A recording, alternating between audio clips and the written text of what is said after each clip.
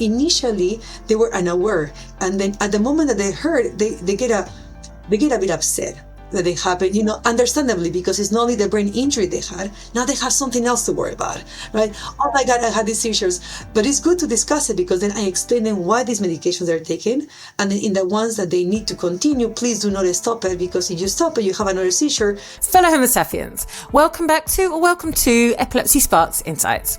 Today, we are chatting about acute symptomatic seizures, which aren't epileptic seizures, although, and thank goodness they usually don't, but can lead to an epilepsy. Meet Clio Rubinos, who is a neurologist specialising in neurocritical care and sees and cares for people affected by these acute symptomatic seizures. Hi, Torie. Thank you so much for the invitation and for having me in your podcast. So my name is Clio Rubinos. I'm an associate professor at the University of North Carolina. I work in the divisions of neurocritical care and a division of epilepsy, as I'm dual trained in both diseases. And I'm bridging both divisions with my passion in the management of acute symptomatic seizure, the ICU EEG, which is electroencephalogram monitoring, all the stickers in your head to see your brain activities in critical ill patients. And my passion is about management of status epilepticus, which is a condition, it's a neurological emergency that your brain goes into seizures, the seizure non-stop, that you need a strong medication to give a break to your brain. And status epilepticus used to be considered a seizure that lasted over 15 minutes, right? But now it's 5 minutes. Yes, we have evolved over time. Before it was actually 30 minutes. And I can imagine parents, imagine parents seeing their kids seizing for so long. Now, for the convulsive one, is the one that had a motor activity, the one that we typically see in the movies, is 5 minutes. Mm-hmm. But we have what is called an operational definition of a status epilepticus that is based on 2 times, T1 and T2. And the importance of this operational definition is to say, T1, it tells you when the mechanisms in your brain that should have stopped the seizures are not working, or that the mechanisms in your brain that are activating the seizures are overactivating, which needs more medications. And T2 is a time that tells the clinicians, you must stop the seizure as soon as possible, because there's going to be long-lasting effects, such as neuronal injury, and then brain will suffer, and then you will have more comorbidities. And this T1 and T2, if you want to translate into minutes, it changes in depends on the type of seizure that you have. Is it the motor one that you have all body shaking? T1 will be 5 minutes and T2 will be 30 minutes. If it's a focal one, just an area of your brain, with or without awareness, your mentation is not there, T1 will be 10 minutes and T2 will be 60 minutes. And then you have the other one that you have no motor activity whatsoever. So it's the electrographic, you only see changes in your EEG. EEG again is electroencephalogram, but no movement whatsoever. Then the definition for T1 is between 10 to 15 minutes, and T2 we don't have determined yet when it's T2. Gosh, it's more complex than the general media tells us, right? But I think that's a good representation, actually, or example of how complex the epilepsies are. No 2 seizures or seizure types, let alone, are the same. So, absolutely, they don't cause the same long-lasting effects. But I think what is important for this operational definition is just to tell the person who's treating the patient, right, the physician, that this is an emergency and that we had to treat it because time is brain. No, totally. And I've actually had a friend go into status epilepticus in front of me before, focal and then tonic for about an hour. It was horrific, and unfortunately she didn't have specialists around her and it was just a bit of a palaver. Luckily she's fine, but I'm very aware of how dangerous, so dangerous that is. We are sometimes talking about death, right? So it has to be taken seriously. Yes. And I'm so sorry you have to witness that, because it's very distressing, for the caregivers or the families or the friends. That's one of the things that I highlight in my clinic. And I have a post-ICU clinic that is called the Post-Acute Symptomatic Seizure Clinic. The PASS clinic, yes. And I'll tell you more about what acute symptomatic seizure is, following my statement of the education that I do for the family members and for my patients too. Because it's very important for them to be, ownership of their care and to have expectation of what they can occur, and then they can be prepared for that. And also minimize panic, I think, as well, because the less you know, the more scary it is. And like, it was a bit scary for me, but also I think I felt a lot less scared or worried than most people would, because I understand it to a degree. So I'm kind of lucky in that way, but I can imagine, especially if it's like a child that you love, oh my God. And a child of any age, right? That can just be horrific. Yeah, absolutely. So having, knowing what to do, knowing what to expect is a valuable tool for the patients to have. And in the patients that have breakthrough seizures or cluster quite commonly, we can give rescue medications. There's inhalers for asthma attacks. We also have nasal sprays for also as a rescue medication for seizures. So also recommend that to my patients and give it to my patients, the ones that have risk for breakthrough seizure or have had breakthrough seizure before, so that the family, besides doing the ABC or seizure first aid, can also activate some sort of like rescue medication to stop that seizure from continuing to happen. So tell us more about your past clinic, so post-acute symptomatic seizure, and then I know you've got another one we're going to talk about quickly, which is the post-acute symptomatic seizure investigation and outcome network, PASSION. Yes. No, thank you for your interest. Yeah. So acute symptomatic seizures are those seizures that are symptom of a disease, right? Seizures are not equal to epilepsy. Right. Seizures, right? Not everybody that has seizure will have epilepsy, but everybody that have epilepsy will have seizures, right? So acute symptomatic seizures as a symptom of a disease. And the disease can be structural in your brain or non-structural as well. But definitely is an event that has happened that decreases your threshold for your brain to have a seizure. Because anyone could have a seizure. We've all got a threshold, right? Everyone's got. That's why I look at it. Everyone's got a threshold, but people with an epilepsy, their threshold is lower. Exactly. The threshold is lower, but also the brain has learned how to seize. Yeah.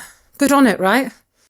We learn English, we learn Spanish, we learn French, We talk about neuroplasticity in our brain after ischemic stroke. The same happens for epilepsy. You either are born with a condition that your brain has born with a condition to have seizures, or you learn later on in life. And this with acute seizure, symptomatic seizures goes into it. And then we talk about structural disease, it's called about ischemic stroke, hemorrhagic stroke, trauma, tumors. We talk about non-structural disease or etiologies. We talk about infection, right? Meningitis, encephalitis. It can be alcohol withdrawal. I met someone who told me about that once, actually. I was in hospital and the guy asked about me and I just mentioned it. And he said, oh gosh, I had a tonic-clonic once because he had come off the alcohol without support and he just went into a seizure. Yeah. And it's just that the one seizure that happened, but doesn't mean they have epilepsy or like low sodium, right? And other toxins as well. So, but the importance of this acute symptomatic seizure is that, again, not everybody will have epilepsy.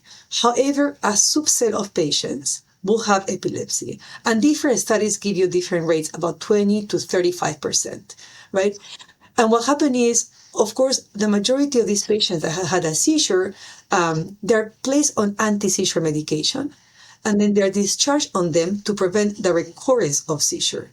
I want to make sure that everybody knows that anti-seizure medication are not anti-epileptogenic. Right, and that's a good reason that we changed the name, I think, as well, isn't it? Yes. Because, like, for instance, what is it? Lamotrigine is used often for bipolar, that these just happen to, hopefully, fingers crossed, in how 70% of us stop the seizures. So then, but it's not anti-epileptic because you can't stop the epileptogenesis, right, from having occurred. Exactly, right. And epileptogenesis is the capacity when your brain has learned how to seize, right? So it doesn't stop for your brain to learn it, but it stops your brain to have the seizures, right? So, right. Yeah.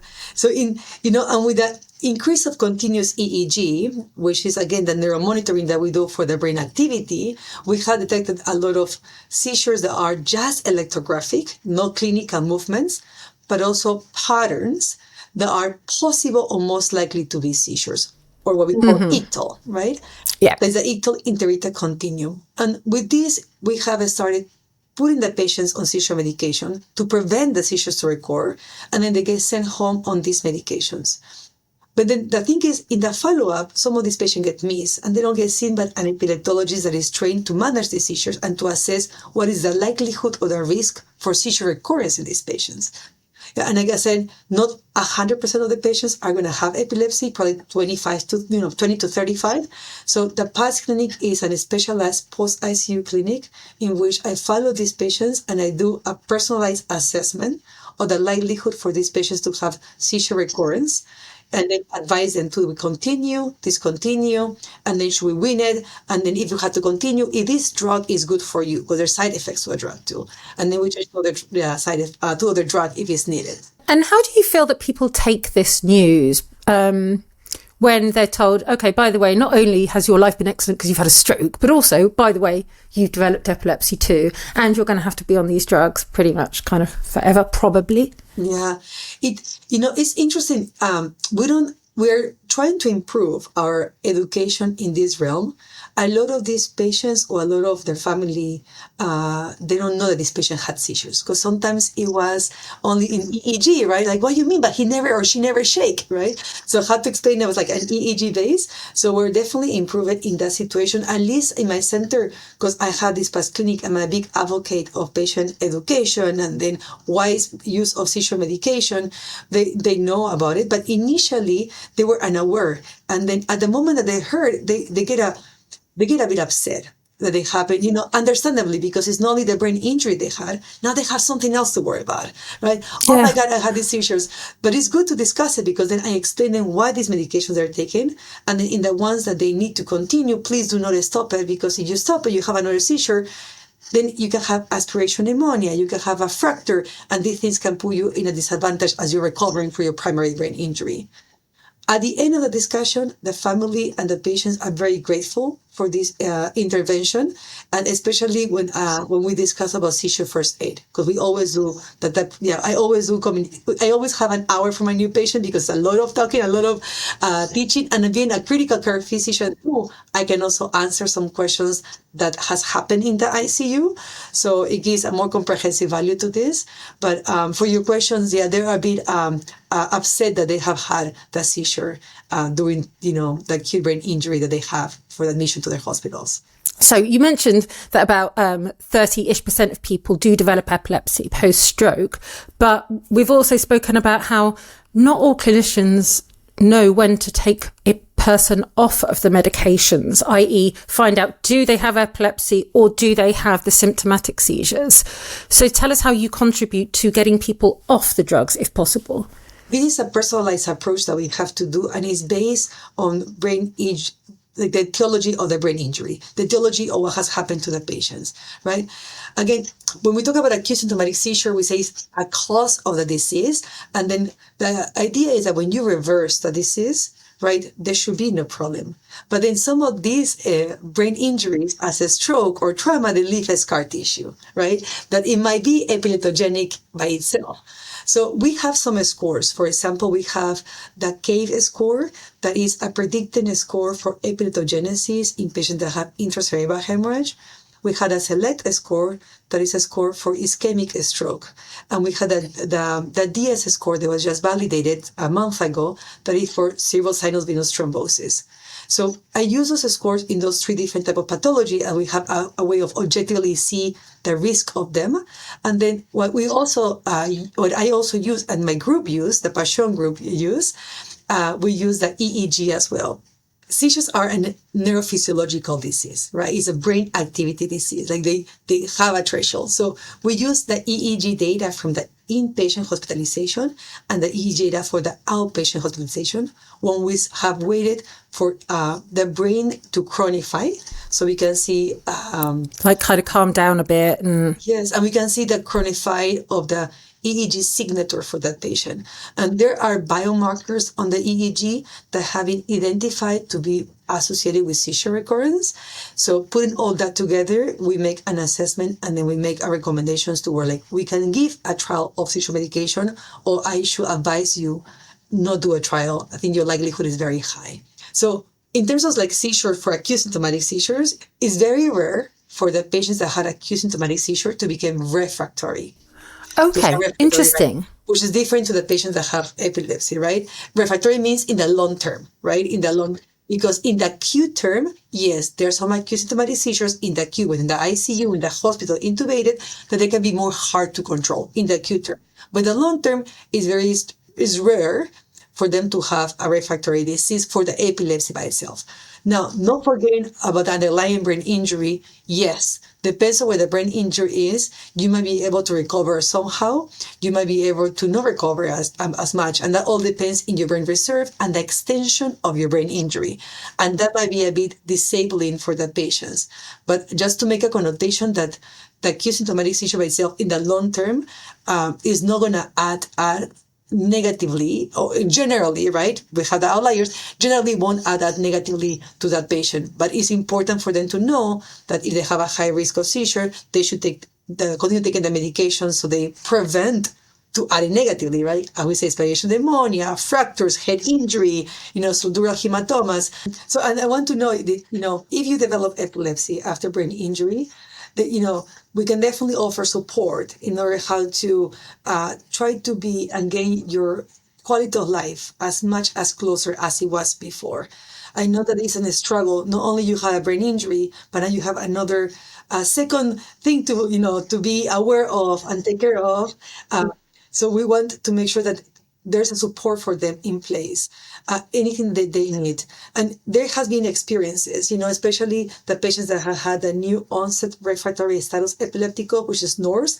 They start as an acute symptomatic seizures, right, due to possible autoimmune disease or paraneoplastic, and sometimes we don't find an etiology. And these patients are not the only ones, but the majority of these patients is the one that has a very big change in their life, not only for themselves, but also for the caregivers. And hence, because of this, that there is a big consortium, that is a NORSE consortium, that is, making sure that we address all these needs in the outpatient and the long-term outcomes for the patient and the caregiver as well. Aside for them, we also have patients, in their 60s or 50s that could have had a traumatic brain injury, subdural hematoma or contusions, or could have had a stroke. And they also, are debilitating for the underlying disease, and also having seizures on top of that might not make them capable to go back to their normal life. So we're here as well for them in order to make sure that all the medication that we give minimize side effects and provide them help for their recovery and reintroduction to society. We have to give a good social support, therapy support. So not only for the patient, but also for the caregivers, because it can be very burdensome for the caregivers. So in the clinic, there is a consideration, right, to help the caregivers too. And this brings me to something that we do take care of, because there's an area of acute symptomatic seizures that are secondary to an autoimmune disease. Right. We've actually had an episode on this. It's so interesting, right? Yes, the new-onset of the NORSE, right? The NORSE and the fires.